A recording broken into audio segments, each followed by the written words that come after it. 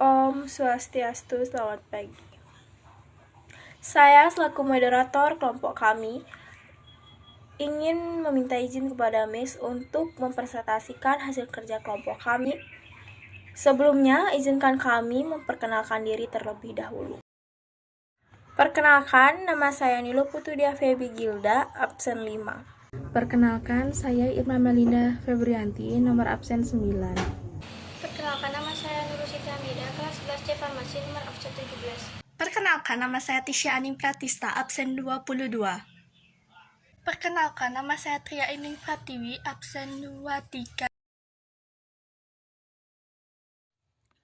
Matematika membantu kita berpikir rasional dan logis. Matematika membantu aktivitas dan pekerjaan kita sehari-hari.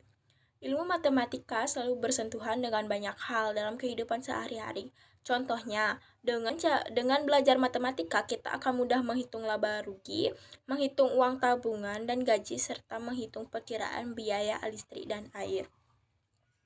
Dalam kegiatan jual beli, pasti ada penjual barang dan pembeli barang. Penjual menyerahkan barang kepada pembeli dan pembeli menyerahkan uang sebagai ganti barang yang diterimanya. Dalam perdagangan, penjual biasa mengalami untung dan rugi. Lalu bagaimanakah cara menghitung untung dan rugi? Mencari keuntungan sebanyak-banyaknya adalah tujuan setiap pedagang. Berbagai macam cara dilakukan oleh penjual demi mendapatkan barang dagangan dengan harga murah untuk dijual kembali. Siapa yang tidak tertarik dengan obral diskon saat mengunjungi pusat perbelanjaan? Terpampang diskon besar yang ada di benak tentunya melihat untung jika bisa memilikinya, sebab harganya lebih murah dari biasanya. Tidak ada yang tahu persis apakah dengan diskon tersebut penjual masih mendapatkan untung ataukah jual rugi. Namun, tahukah kalian cara menghitung persentase untung dan rugi sebelum memutuskan apakah mampu memberi keuntungan atau tidak sama sekali? Pertanyaan-pertanyaan tersebut termasuk ke dalam masalah aritmatika sosial. Lalu apa sebenarnya aritmatika sosial ini? Aritmatika sosial adalah konsep pada pembelajaran matematika yang umumnya digunakan pada kehidupan sehari-hari. Dalam aritmatika sosial membahas mengenai untung, rugi, diskon, bruto, tara, neto, bunga, dan pajak. Kali ini kita akan membahas lebih lanjut mengenai untung dan rugi. Simak penjelasan berikut ini. Seperti dalam suatu kegiatan jual beli atau perdagangan, ada dua pihak yang saling berkepentingan, yaitu penjual dan pembeli. Penjual adalah orang yang menyerahkan barang kepada pembeli dengan menerima imbalan berupa sejumlah uang dari pembeli. Sedangkan pembeli adalah orang yang menerima barang dari penjual dengan menyerahkan sejumlah uang kepada penjual sebagai pembayarannya. Dalam perdagangan, ada dua kemungkinan yang akan dialami pedagang, yaitu mendapatkan keuntungan atau kerugian.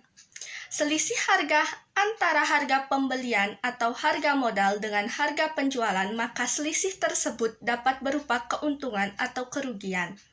Seorang pedagang akan menjual barang dengannya lebih mahal dari harga pembelian atau harga modal untuk mendapatkan keuntungan.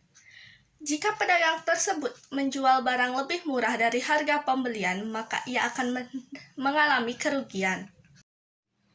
Untung, ada kalanya harga penjualan akan lebih tinggi daripada modal atau pembelian awal, di mana selisih antara harga penjualan dengan harga pembelian tersebut merupakan keuntungan atau laba. Secara matematis, untung dapat dirumuskan sebagai berikut. Untung U sama dengan harga jual HJ kurang harga beli HB. Rugi. Jika dalam proses jual beli harga penjualan lebih rendah dari harga pembelian, maka penjual disebut mengalami kerugian. Secara matematis, persamaan antara harga penjualan, harga pembelian, dan kerugian dapat dituliskan sebagai berikut. Rugi atau disingkat dengan huruf R kapital sama dengan harga beli atau HB dikurangi harga jual atau HJ. Contoh 1. Bu Mia berencana membeli sebuah kambing dengan harga 800.000 karena ada keperluan mendesak. Bu Mia lantas menjual kambing tersebut dengan estimasi keuntungan 15%. Berapakah keuntungan dan harga jual dari kambing tersebut? Penyelesaian. Harga kambing adalah 800.000. Keuntungan 15%. Keuntungan 15% dikali 800.000 hasilnya adalah 120.000.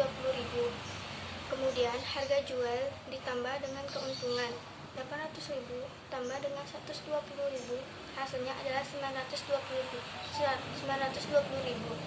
Jadi Bu Mia memperoleh keuntungan sebesar 120.000 dan menjual kambing dengan harga 920.000. Contoh soal kedua, Edo membeli TV LED yang harganya 2,5 juta rupiah. Lalu Edo menjual TV tersebut karena kebutuhan yang mendesak. Namun harganya merugi 5%. Berapakah kerugian yang diperoleh Edo? Kita bahas.